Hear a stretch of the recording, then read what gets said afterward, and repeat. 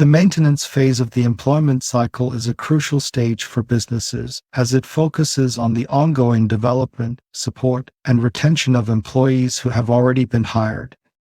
This phase plays a significant role in ensuring that employees remain engaged, motivated, and productive throughout their tenure with the organization. The maintenance phase includes induction, training options, and performance management strategies. Step 1. Induction. The induction provides new starters with important information regarding their new employment. The induction process serves to welcome new hires to the business and help them transition into their new role, enabling new employees to feel supported while they adjust. Effective onboarding and orientation programs are essential during this phase.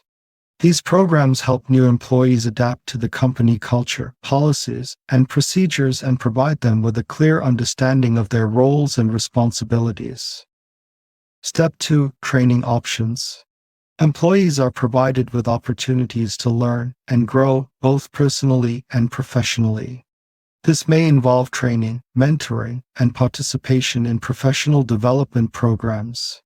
There are several training options which we will look at in more detail in another video, though for now it's important to understand that continuous learning and development opportunities are offered to employees to enhance their skills and knowledge.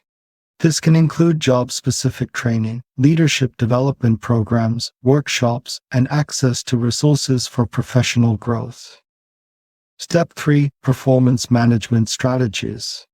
Employee performance is regularly evaluated and managed during the maintenance phase.